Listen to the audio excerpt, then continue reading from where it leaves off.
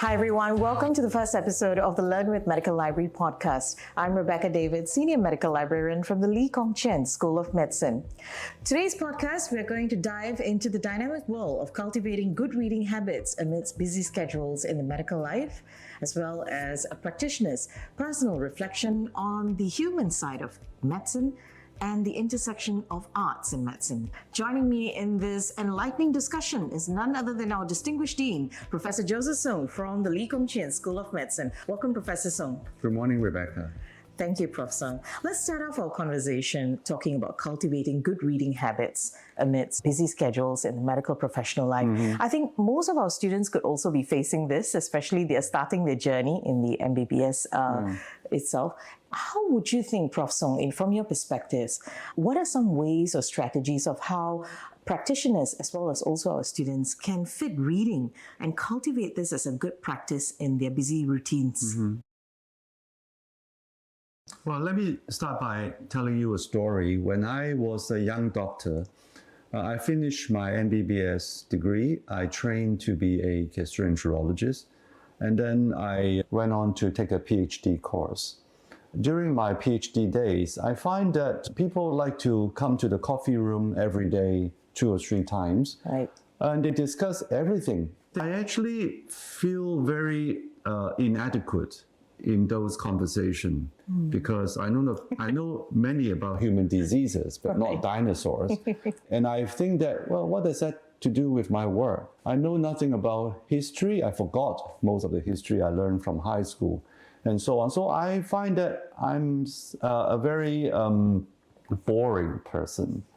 However, I gradually realized that this kind of conversation not just help me to know things which are unrelated to my work, but in fact, it helps me to look at things from a different angle, including the experiment that I'm working on. And from there on, I start to watch Discovery Channel, I subscribe National Geographic, and I start to read books, books which are totally unrelated to medicine or unrelated to my daily practice. Because I think even as a medical doctor, you need to widen your scope. Because what we learn is really very focused, but also very narrow. And many a times you need to understand human being, especially facing life and death. You have to have those information, those backgrounds, so that when you talk to people, you are more human than just a doctor with medical books and so on in your brain. Nice words, Professor Song. Thank you so much for sharing your insightful views on prioritizing reading in medicine. Certainly, reading is a very powerful tool to promote mental wellness as well. And as we read, we develop a collection or a recommended list that is centered towards our interests as well as also promotes professional development, which is key in medical profession as well. So speaking of which, Prof. Song, are you a fan of libraries yourself? Oh, definitely. I think we have a wonderful library. We have a top of the world position. We are at the 20th floor and giving us a panoramic view of Singapore. And this view, to me, really opened up our mind to the sky, to the waterfront and so on. And after a day of very heavy work, so many things in your head, if you can relax in the library, looking ahead of you and reading a book, it would actually help you to get back your peace in mind and also set your imagination much farther away from the clinics and the hospitals. I think it is a very relaxing and a very good thing for our mental wellness. So I love the library. It's so spacious. It is so calm and serene that we should all enjoy it. Thank you for supporting our libraries, Professor Song. And a very big shout out to all our librarians in our beautiful libraries across the world. All of you are doing a great job. Speaking of which, Prof. Song, I'm sure our listeners will be very keen to know what are your personal favorite books or perhaps maybe your childhood cherished reads. Do share with us, please. Yeah, I like to read 3 kinds of books. First is biography of famous people, successful people. Right. because from their story, I can learn a lot of things about ups and downs in life, how their hard work and resilience finally achieve great success and so on. And even from their speech, I like to read famous speech, can be so inspiring. Yes. You know, J.F. Kennedy, Churchill, and so on. So recently I'm reading a book about Robert Koch, the founder of Shangri-La and many successful business. He's a local Singaporean, Okay. and he run a very successful business. However, there are dark side of his life, okay? And he has no shame to really share with us how he faced those difficult time, and something which is even controversial, and how he handles things like that. I learned a lot from biographies. The second type of book that I've loved to read is something that helped me to reflect upon life. And there are many books like that, but the one favorite book is called Tuesdays with Morrie. I think many people have read this book. It is about a professor in Boston University who is suffering from a disease called ALS, amyotrophic lateral sclerosis. It's a condition that from the toes up to the lower limb to the body, he's losing his function. So he becomes chair-bound. He has to wear a bag for his urine and so on. And he starts to have difficulty feeding himself and dressing. He used to love dancing a lot, but he now is totally immobilized. Right. But instead of feeling miserable and feeling sorry for himself, he keep on telling people how we should deal with losing our function and losing death. And Tuesdays with Morrie is his student, Mitchum Album, who come to Boston to meet with him every Tuesday and talk to him. And through this weekly lesson, he learned a lot more about life and death, which I think it is so valuable. There are so many golden verses. Yes. And the final type of book that I like to read is something about the future, about future in medicine, for example. This is a series of books by Eric Topol, who is a cardiologist in San Diego. And he written a lot about AI and the future of medicine. So in this book called Deep Medicine, he say, we are living in the era of 3Ds, that is digitization of our data, of our health data, democratization, that means patient's data is now open to everyone, particularly the patient themselves, and also deep learning, that is AI. How to translate these 3Ds into a better service to our patient, a better clinical outcome. So he has a lot of insight into how it can help people and help doctors to make fast and accurate decisions, but not to ignore the human part of medicine. So I think this is a very good book. So these are the three kinds of books that I love to read. Yeah. That's brilliant. I thought we were just expecting one recommended book, where we have three as a bonus. So, this is better than it gets. It's actually like a prescription from the mind, recommended by the dean himself from Lee Kong Chian School of Medicine. So, Prof. Song, in line with our conversation on connecting with our patients and understanding how we can actually practice a bit of close reading and journaling, which is something that practitioners can also adopt, and it becomes much more effective for their practice as well. So through your experience, Prof. Song, any heartwarming experiences that you want to share with us on how practitioners or even our medical students can find some inspiration to practice empathy and compassion towards our patients? Well, in my 40 years of practicing medicine, there are actually many stories with my patients.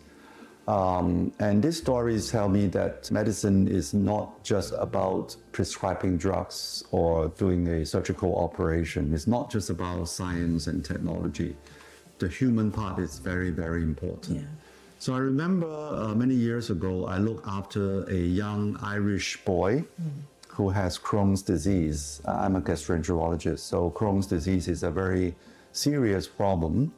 And he suffers so much from his pain his diarrhea and unable to eat and so on, he become a bag of bones, and a young teenage Caucasian boy cannot go out from home, cannot go to school, cannot have his social life, so his life was miserable. Right. So I have the opportunity to take care of him year after year, and his condition become more stabilized.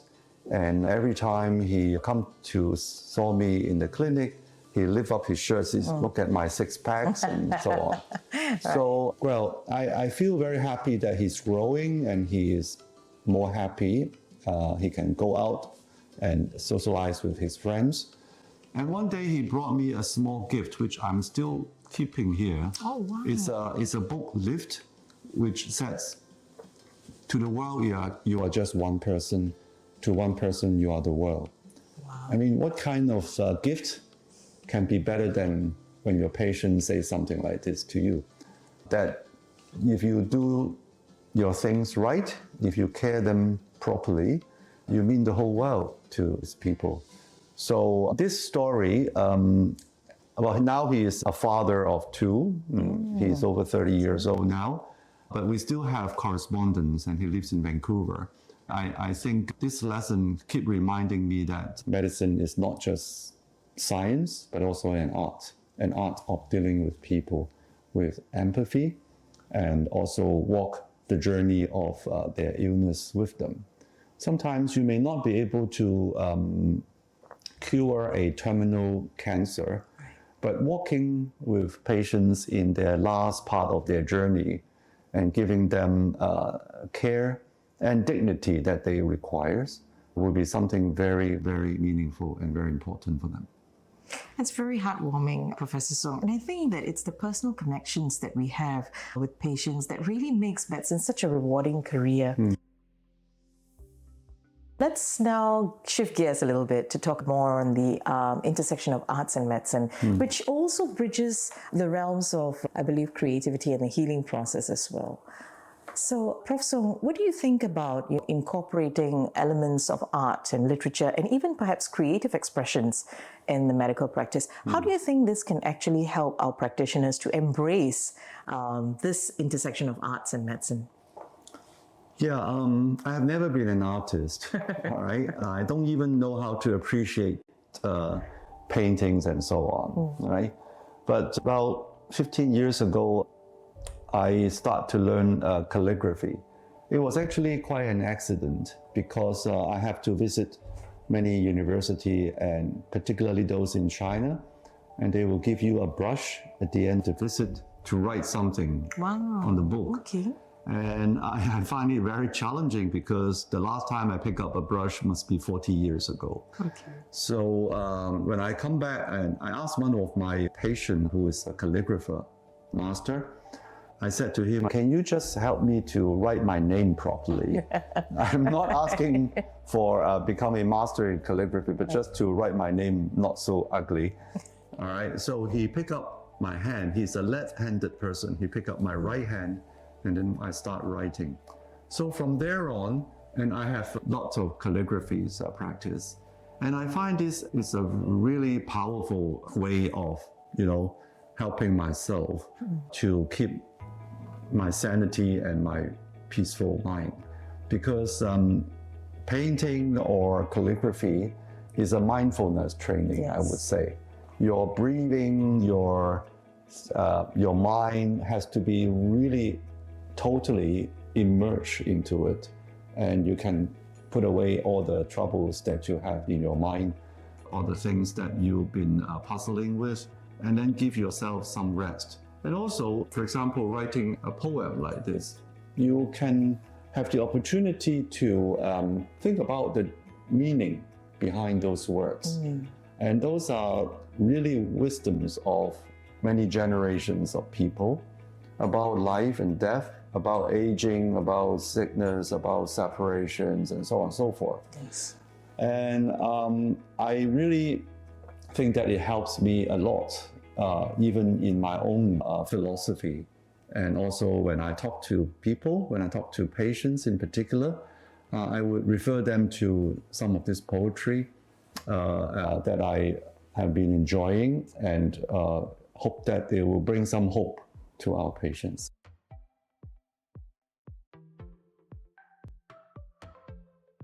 Before we wrap up, Professor Song, thank you so much for sharing so many insightful views for us. I think a lot of things that we can learn and, great takeaways for our listeners. But before we wrap up, I'm curious. So we spoke a lot about reading, and you've also shared your reflective practices when you were practicing medicine. You're truly an asset in medicine. And I think that, a lot of our younger generation of doctors would certainly benefit from this podcast, hearing your insightful views as well. So on a last note, I'm curious, would you be writing any coffee books so that we can continue reading and feeling inspired from you as well?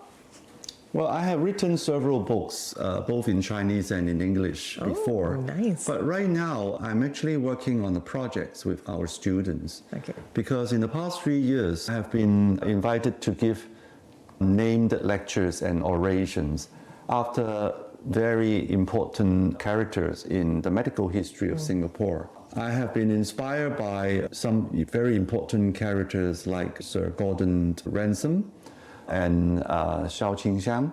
And those are the very important people developing the history of medicine in Singapore. So I invited our students from year 1 to year 5 to interview a dozen of senior physicians and surgeons in the country and take oral history from them. So they went to interview them and record down what they knew about the history of medicine. I think through this exercise, our students will be able to be inspired by these giants, and they might see medicine in a very different light. So this will be printed out soon as a coffee book. Lovely, yeah, and very I nice. hope many people will be benefit from it. I'm sure our libraries will certainly park this under our SG Doctors collection. So, Prof. Song, any final words of wisdom for our listeners? Many people will say, oh, well, I'm just too busy. I don't have time to read, okay? One very easy way of doing it is every time I go on a trip, at the airport, I will buy one book. Right, okay, and then I will try to read as much as possible during my holiday.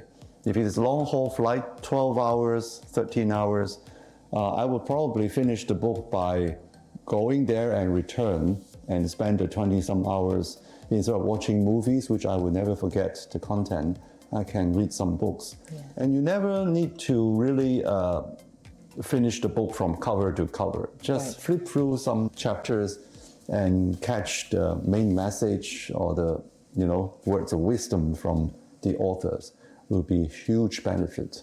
So I encourage you to read one book per trip. So if you go on holiday 5 times a year, you read 5 books. Wow. And that with time will accumulate a lot of wisdoms for you. Certainly. Thank you so much, Professor Song, for truly being a very inspiring icon in medicine, as well as sharing so many insightful views this morning. So before we leave, we shall thank Professor Song. Thank you so much for joining me today. And tune in next time for episode 2 of the Learn with Medical Library podcast. Until then, I'm Rebecca David signing off. I'll see you next. Keep learning, keep exploring, and keep growing with the power of libraries.